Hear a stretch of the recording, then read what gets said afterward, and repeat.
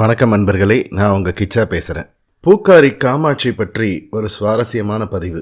அப்பா, நீ இருந்தா இப்படி என்னை வெறும் கையுடன் அனுப்புவாயா என்று புலம்பினாள்.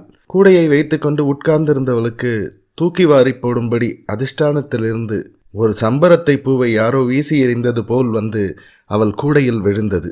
அந்த சம்பவம் பற்றினது தான் இந்த பதிவு. இந்த பதிவு உங்களுக்கு பிடிச்சிருந்தா லைக் பண்ணுங்கள், ஷேர் பண்ணுங்கள், கமெண்ட் பண்ணுங்கள். மறக்காமல் பெல் ஐகான் கிளிக் பண்ணுங்கள், சப்ஸ்கிரைப் பண்ணுங்கள்.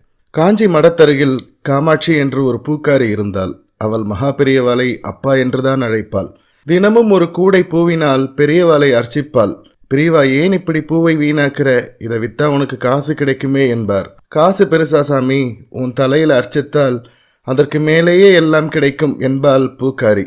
மடத்தில் ஒரு நியதி உண்டு. பெரியவா படுத்து தூங்க போய் விட்டால் யாரும் எழுப்பக்கூடாது. ஆனால் இதற்கு பூக்காரி காமாட்சிக்கு மட்டும் விதிவிலக்கு. எத்தனை நேரமானாலும் வரலாம்.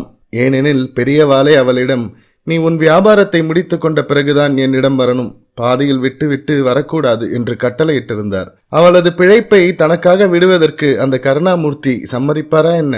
ஒரு நாள் பெரியவா நாகராஜன் என்பவரை 9 மணி செய்தியை வாசிக்க சொல்லி கேட்டுக்கொண்டிருந்தார். வேதாந்த தத்துவங்கள் ஒரு புறம் இருந்தாலும் உலக நடப்பையும் தெரிந்து கொள்ளாமல் விடமாட்டார் மகா பெரியவா. அந்த செய்திகளை அலசி ஆராய்ந்த பிறகு படுக்க போக நெடுநாழிகையாகிவிடும். அன்று புதுக்கோட்டையிலிருந்து ஜானா என்ற ஒரு பெண் வந்திருந்தாள்.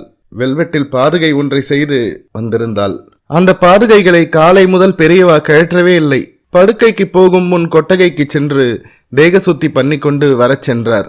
அப்போது செய்தி சொல்லும் நாகராஜன், இன்று பெரியவா பாதுகையை கழட்டினதும் நான் தான் எடுத்துக்கொள்வேன், என்னிடம் பெரியவா பாதுகையே இல்லை என்று மகா பெரியவா பாதுகையை கழட்டுவதற்காக காத்திருந்தார். மகா பெரியவா பாதுகையை கழட்டாமலே உட்கார்ந்திருந்தார். பூக்காரியும் நானும் அங்கு போய் நமஸ்காரம் பண்ணினோம். பாதுகையை கழற்றி பூக்காரியிடம் கொடுத்தார். இது உனக்குத்தான், எடுத்துக்கோ என்றார் மகா பெரியவா. நாம் ஒன்று நினைத்தால் தெய்வம் ஒன்று நினைக்கிறது என்று நாகராஜன் குறையோடு திரும்பினார். அப்படிப்பட்ட அன்புக்கு அந்த ஏழை பூக்காரி பாத்திரமாயிருந்தாள்.